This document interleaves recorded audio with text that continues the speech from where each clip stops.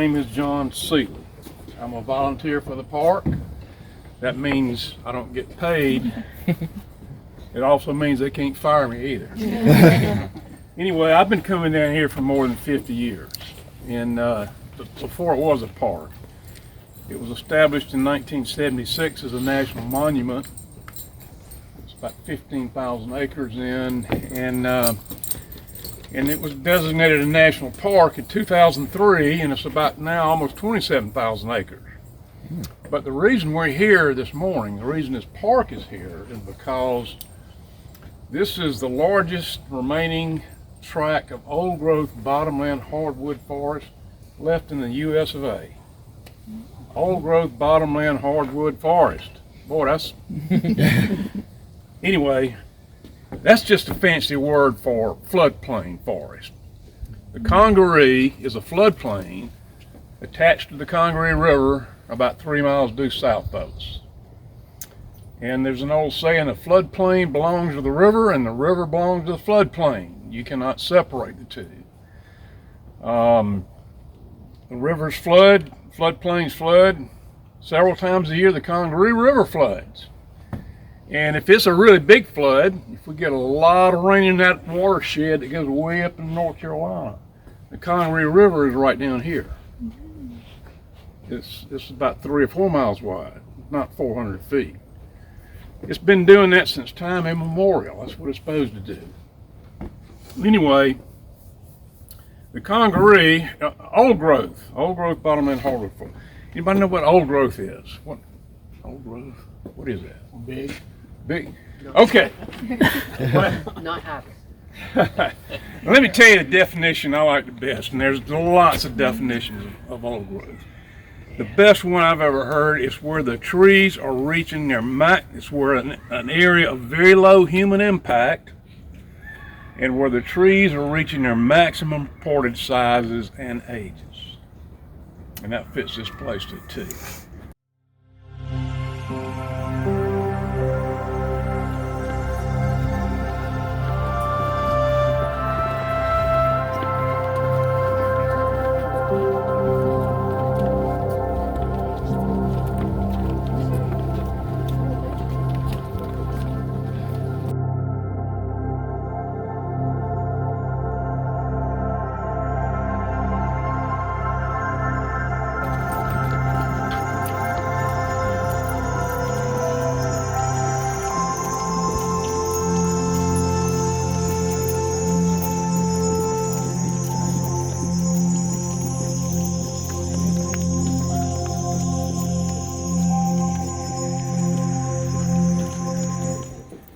Now, the trees are packed in here like sardines, and they're not really competing for moisture like in most forests.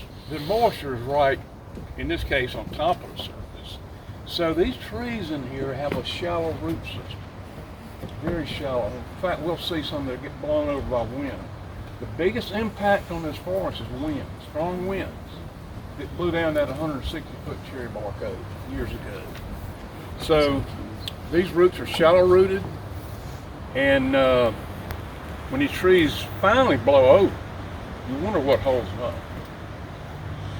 But anyway, these are Tupelo trees. Anybody know who Elvis is? Where's Elvis from? Where was Elvis born? Where did he grow up? Tupelo, Mississippi. These are Tupelo trees.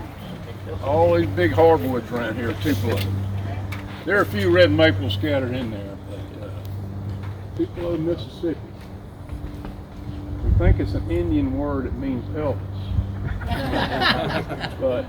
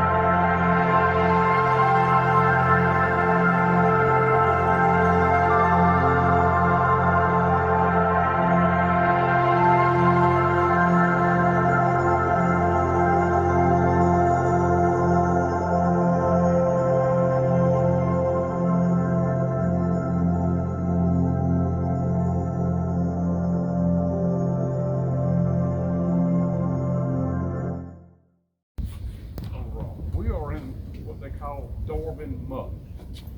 That's a genuine soil type recognized by the U.S. Department of Agriculture. Dwarven muck. The geologists tell us that 20, 30,000 years ago, this was a lake right here.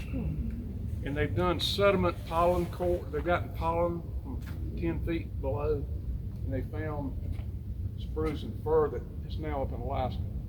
So 20, 30,000 years ago, much colder climate, and this was all water, open place.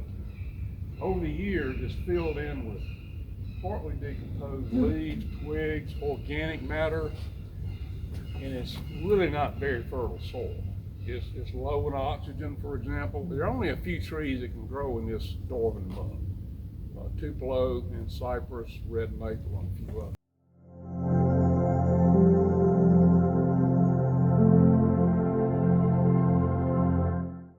Control them through trapping and a limited shooting program, but it's like plugging a dike with your thumb.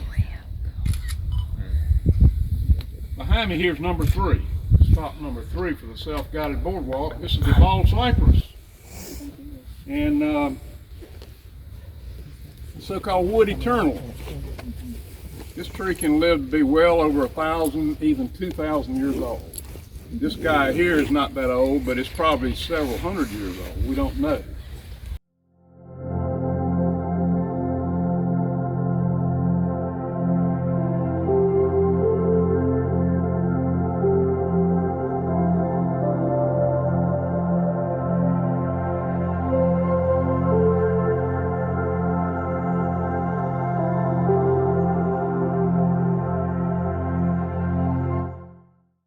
What happened September 22nd, 1989? Hugo. Hurricane Hugo. Hit the coast of South Carolina, above Charleston. The most powerful storm that hit our coastline in 200 years. Very, very, almost a Category 5 storm. And it just came straight up from the coast. It didn't waver. It just roared up the coast into central South Carolina. The good news is it was such a fast-moving storm that it didn't really bring a lot of rain. But here in Columbia, central South Carolina, we have sustained gusts of wind over 90 miles an hour. That was unprecedented in modern. And Florida really got the brunt of a lot of that storm. The eye of the storm passed to the east of us about 15 miles. The weather people have explained to me that a hurricane does not move evenly across the land. It wobbles up and down. So this was ground zero right here. We're walking through really devastated area that knocked down many, many of the big pines. These trees behind us, this is not old growth. Look at all these young trees, small trees, skinny trees. These trees are basically 35 years old.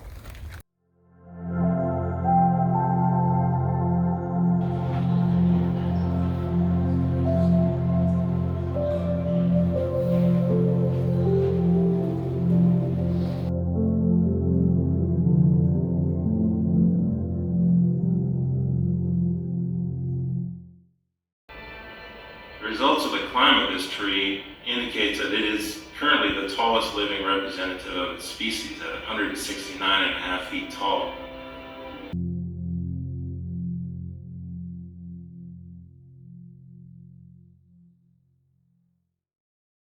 Thank you for watching our video. Please remember to like, share, leave a comment, and subscribe. It really helps us grow the channel. Also, if you're looking for more history-related content, then we invite you to head over to our website, americasbesthistory.com. There you'll find hundreds of well-researched articles on a plethora of topics ranging in dates from 1491 to the present day. We upload new articles weekly. Hope to see you there.